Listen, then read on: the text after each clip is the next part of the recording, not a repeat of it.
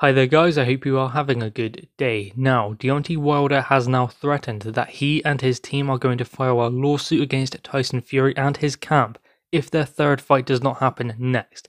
Now, Tyson Fury did explain, and Bob Arum also explained, that the contract had expired from Deontay Wilder's side, so Wilder was in no position to then enforce the rematch on Tyson Fury, so that is why they were able to move on and make plans to come back to the UK and fight on December 5th. Now, Wilder still believes that he is under contract and has an obligation to fight him. So, ultimately Tyson Fury is in a position where he can fight on December 5th in the UK, which is his belief, or he can fight Deontay Wilder still. Now, the Wilder fight is not happening in December. Definitely not. If it did happen, it would probably be around February, which is when they were looking to make the fight anyway. But the problem is, Deontay Wilder was the one who didn't come out of his shell. He was the one who wasn't forcing this fight to happen. I mean, Tyson Fury was attempting to get this sorted because he wanted it to fight. So he moved it back to December 19th, which was when that was a possible date for this fight. But then it was also moved from then because of American football. And there seemed to be always something in the way preventing this fight.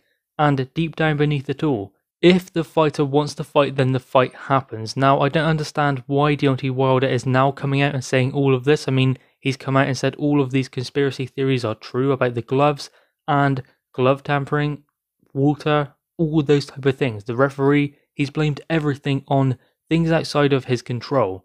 So he thinks that everything is against him. But why is he only coming out and saying that now when he could have said it before? But then that's another thing entirely. But when he believed he was still going to be fighting at Tyson Fury or constantly pushing it back, he wasn't saying anything about Tyson Fury. He wasn't saying anything about these controversial theories. So now all of a sudden he started talking. Is it because he still wants to fight, or is it because he's trying to kind of save some last bit of integrity he believes he has? Maybe that's the reason. Maybe he needs to come out and say these things, to say that he wants to fight, because otherwise, how is he able to come back? How can you come back from that, having a world title opportunity against likely the number 1 or number 2 heavyweight in the world? Because obviously that's between Anthony Joshua and Tyson Fury, and they were going to duke it out in 2021 to get to see who is that number 1. But still, he has that world title opportunity and that shot at redemption, and he doesn't take it. So realistically, what he has to do is come out and say that, no, I'm still under contract, I still want that fight, and Tyson Fury must fight me next. He can do nothing else other than that, because otherwise he is done. He cannot come back from this because he's just turned down a mega opportunity at the Heavyweight World Championship. So Wilder is in a difficult position, but he's about to try and put Tyson Fury also in a difficult position, because the thing about Tyson Fury, and the thing you would worry, is Fury needs to fight for not just his career, but for his mental health as well. Fury needs to be training. He needs to have a fight lined up. That is very important for Tyson Fury. So he went from having this fight with Deontay Wilder, it was possibly on, it was possibly off, and it was moved from this date to that date and pushed back continuously. Tyson Fury always explained he wanted to fight this year, and that is what he plans to do. So Tyson Fury was making sure that he was still going to be fighting and had something to train for. That is why he wanted to move on from this Deontay Wilder trilogy, because it was slowing him down. It was causing his career to stagnate. But it's not just about his career. He just wants to fight. He wants something to focus on, to work towards, because that is what he needs for his mental health. So it is important for Tyson Fury to have a fight lined up and to get back into the ring and do what he does best. Now, Deontay Wilder is going to try and prevent that by forcing a lawsuit on him. Now, again, whether they have any grounds to force that lawsuit, because obviously, because of the contract, there was a rematch clause in the contract that meant that if Tyson Fury lost, he could also activate a rematch clause and get a rematch with Wilder. Wilder had also that rematch clause. He activated his side of the rematch clause, but he did not provide a date or work towards a solid date for this fight. That is why the contract expired. But there should be a force majeure in there that meant that, considering we were in a global pandemic, that the fight should still happen. So that contract does not expire, it just gets added on all of the time that they miss.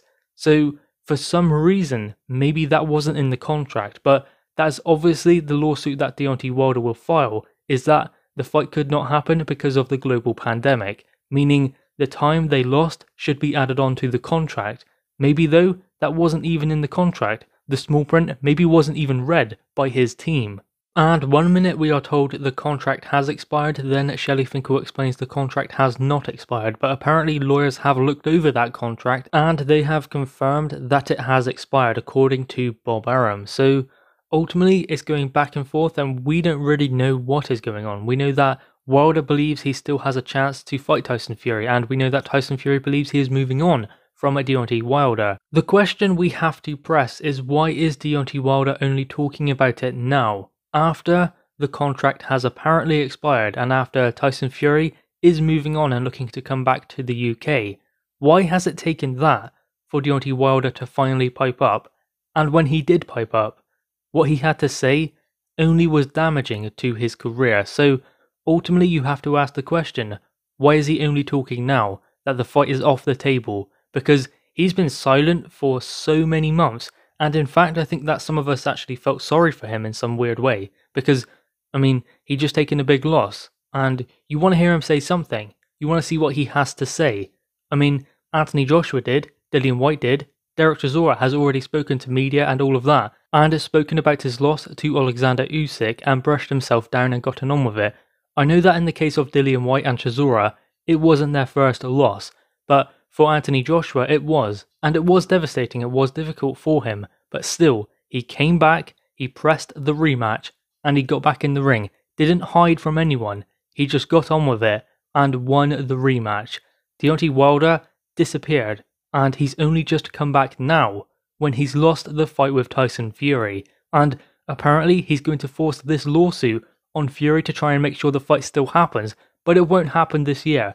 There is no way Tyson Fury and Deontay Wilder, if that fight is ordered and the lawsuit does favour Deontay Wilder, the fight will not happen this year. It will happen likely in February at the earliest next year. So that means that Tyson Fury could be dragged through the courts, and meaning he cannot fight this year, which he so wanted to, which will be very difficult for Tyson Fury because, as I said, he needs to be training. He needs something to focus on because of his mental health. So above all else, I hope they can sort something out because of that, because that is more important than anything else.